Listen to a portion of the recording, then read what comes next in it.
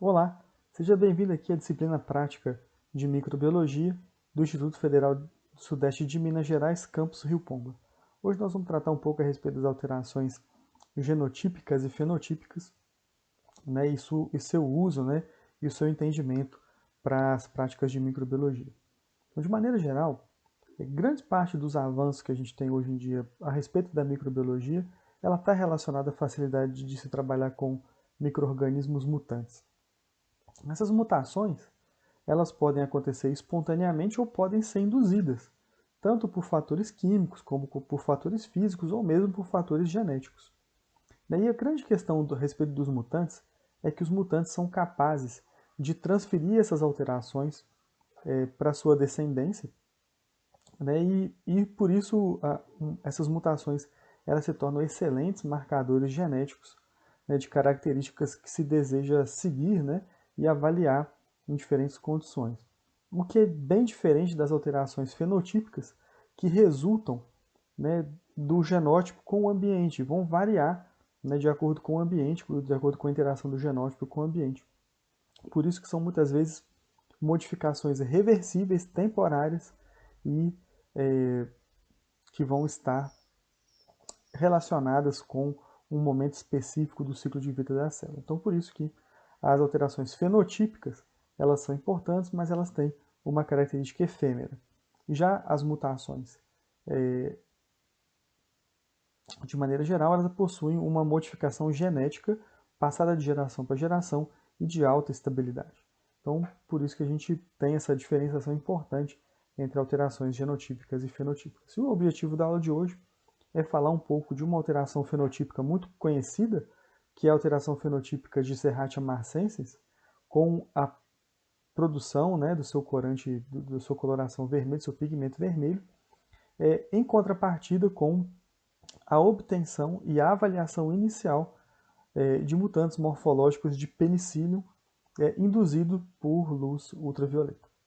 Então, dessa forma, nós vamos precisar como material para essa aula de hoje, né, culturas de serratia e de penicillium, agar nutriente, caldo nutriente, né, solução de streptomicina, solução salina, solução de Twin 80, placas de Petri, pipeta, alça de Drygalski, estufa, luz, fonte de luz ultravioleta e o bico de Bunsen para fazer as manipulações.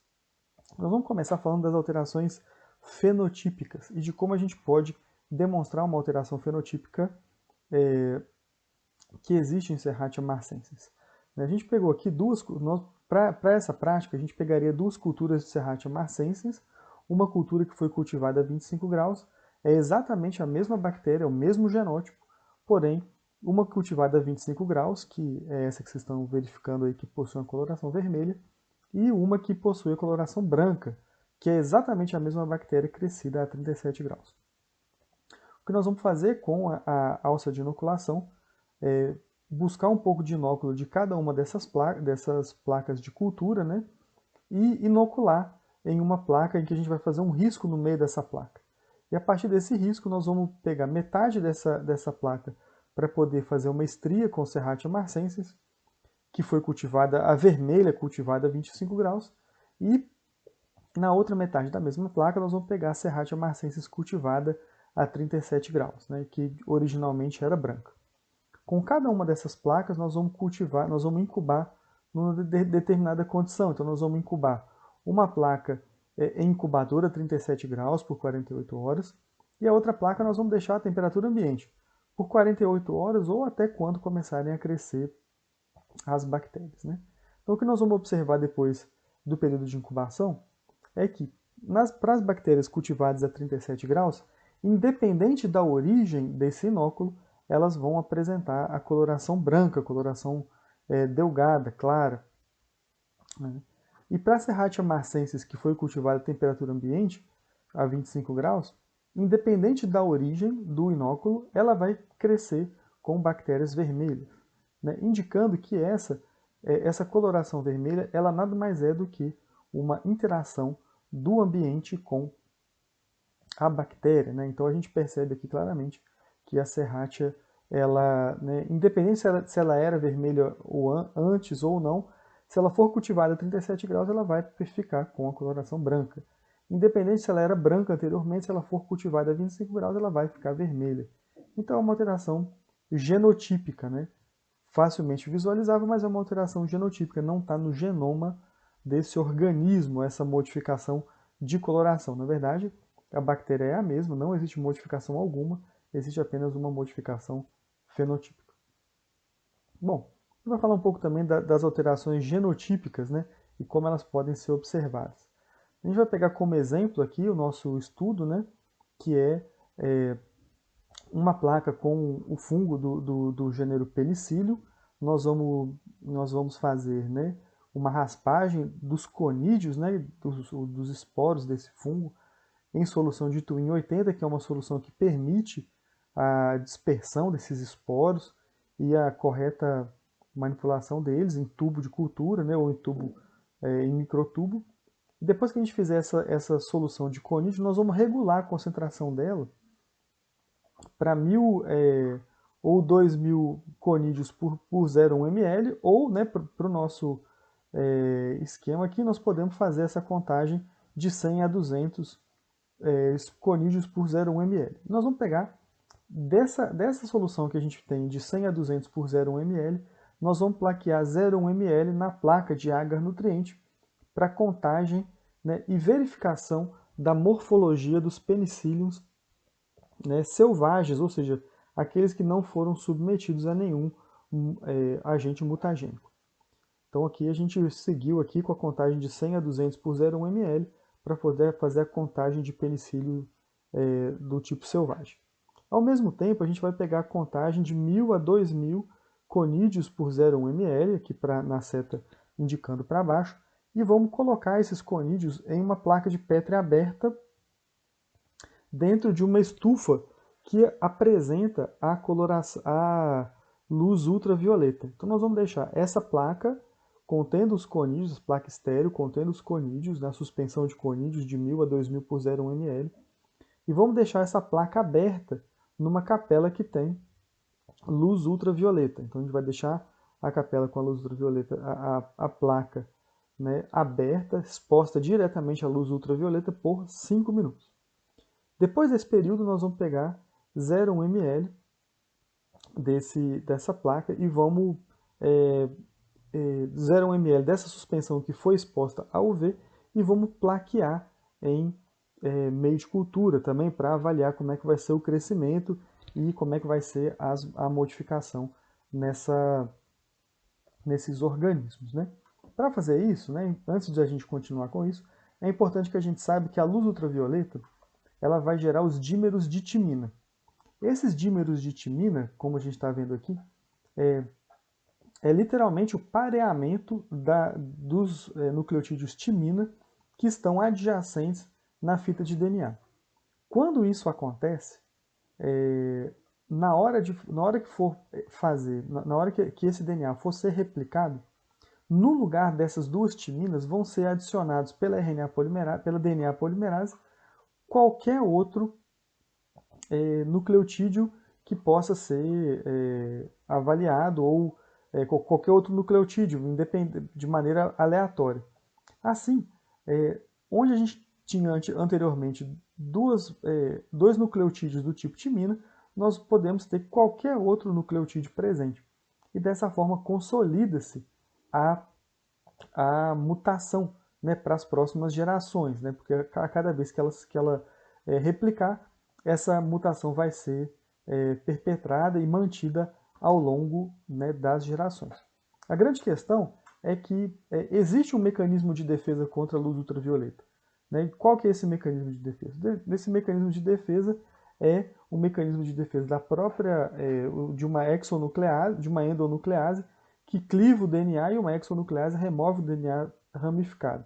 Logo depois a DNA polimerase vem e preenche a lacuna reparando o DNA.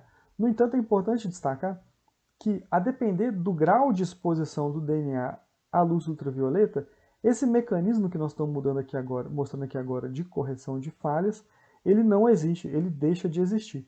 E com isso, a gente tem um grande problema, porque quando a gente volta aqui em cima, o que a gente tem é a formação de vários dímeros de pirimidina que vão gerar várias mutações nas células. O resultado disso é a redução do número de sobreviventes, né? Essa aqui é uma placa contendo mutantes morfológicos e mutantes do tipo selvagem. Né? Os mutantes do tipo selvagem eles são verdes, né? Possuem os conídeos verdes, e a gente percebe mutantes morfológicos, né? Que ou são células, ou são conídeos que produzem colônias menores, como a gente está vendo, colônias de tamanho inferior, ou colônias brancas, né? Colônias que já não têm nenhuma pigmentação no nos seus conídeos.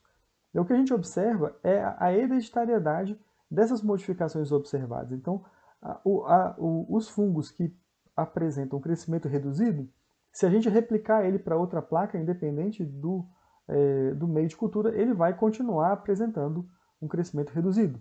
O fungo que apresenta a pigmentação branca, se a gente transferir ele para outra placa, ele vai continuar apresentando essa coloração branca, o que caracteriza a hereditariedade das modificações observadas, que é típica das mutações. Né? O que acontece normalmente é que quando a gente faz esse experimento, né, em que a gente cultiva em paralelo o fungo na ausência de luz ultravioleta e na presença de luz ultravioleta, é que nós vamos observar uma redução do número de sobreviventes, ou seja, um número muito inferior de micro-organismos sobreviventes em comparação ao tipo selvagem, né, e uma grande e a possibilidade de aparição de mutantes morfológicos que podem ser usados posteriormente para estudos. Então essas são as características, né? Aqui é um artigo mostrando que estirpes mutantes de penicillium podem produzir compostos diferentes e novos compostos antitumorogênicos, né? Que é aqui esses compostos que nós estamos vendo. A partir de um penicillium mutante, né? Foram observados 4 novos metabólitos antitumor, né? E aqui a gente está vendo esse penicillium, né? Uma placa com a frente e o verso dessa placa, com os diferentes compostos que estão sendo produzidos, né? Com os 4 diferentes compostos que foram produzidos a partir da mutação. Então a mutação tem essa característica de ela é tão deletéria que nós vamos ter uma redução muito grande do número de micro-organismos sobreviventes, mas ao mesmo tempo ele abre a possibilidade de encontrarmos tanto mutações morfológicas, que podem servir como marcadores genéticos, quanto a possibilidade de encontrar mutantes que apresentam a característica de apresentarem novas características ou produzir novos compostos capazes de ter um grande efeito benéfico, né? Como, por exemplo, compostos antitumor. Então, aqui a gente trabalhou mais diretamente com a forma mais simples de se produzir mutantes, né, que é justamente a utilização de luz ultravioleta. Ela é simples, porém ela não nos deixa muitas pistas de que tipo de mutação foi inserida, né, de onde foi essa mutação. Mas a gente consegue ter certeza de que são mutantes e que essas mutações, com algum estudo, elas podem identificar, né, coisas características nas culturas que podem ser utilizadas para estudos posteriores. Né? Então, a gente viu aqui um exemplo de alterações fenotípicas, a gente viu aqui também um exemplo de alterações genotípicas, né, ou de mutações, a base molecular dessas mutações e as possíveis aplicações desses mutantes. Né? Dessa forma, né, a gente conclui aqui que a coloração de Serratia marcescens ela depende do ambiente, né, e ela é extremamente reversível, e por isso ela é característica de uma alteração fenotípica, ou seja, uma alteração ou uma característica que é resultante da interação do DNA, né, do genótipo, com o ambiente. A gente percebeu também que a utilização de luz ultravioleta ela permite a geração de mutantes. E com isso, né, a mutação ela é muito aleatória, né, a gente não consegue saber onde vai ser essa mutação. E muitas mutações acabam gerando organismos que não são viáveis biologicamente. É por isso que a gente tem uma redução do número de colônias. Por quê? Porque a gente vai ter exemplos de mutações que vão gerar proteínas sem sentido, que vão gerar proteínas cuja a síntese vai ser interrompida antes, né, da hora, né, antes do término da proteína, E com isso serão organismos que, a depender da proteína afetada, esses organismos não vão ser viáveis, né, não vão ser capazes de crescer. Além disso, a presença da luz ultravioleta vai levar à identificação do número muito maior de mutantes, né? Ou seja, toda mutação que recai sobre os mecanismos de produção de pigmentos, elas vão gerar mutantes morfológicos. Toda mutação que recair sobre o mecanismo de estruturação do micélio ou de crescimento micelial, ela vai desdobrar em um mutante morfológico, né? Então, esses mutantes eles podem ser identificados e podem ser utilizados posteriormente para estudos, né, e para avaliações genéticas diversas. E é justamente essa a característica das mutações, né? A gente observa uma alteração morfológica e à medida que a gente replicar esse organismo, né, para outros meios de cultura, nós vamos observar a mesma característica morfológica, né, e uma expressão que vai ser independente do ambiente. Então, com essa prática de hoje, a gente tenta explicar qual que é a diferença, né, das alterações genotípicas e fenotípicas e ainda tenta dar exemplos da utilização das alterações genotípicas para a nossa área de estudos. Bom, a gente fica muito satisfeito com a presença de vocês, com a audiência de vocês, né? A gente fica à disposição para sanar qualquer dúvida, relembrando que as alterações genotípicas e fenotípicas elas estão presentes o tempo todo nos organismos, né? E a diferenciação do que é uma alteração genotípica e do que é uma alteração fenotípica em bactérias é uma compreensão fundamental para que a gente possa seguir no estudo desses organismos. Bom, a gente agradece muito, né, e deseja a todos uma excelente semana.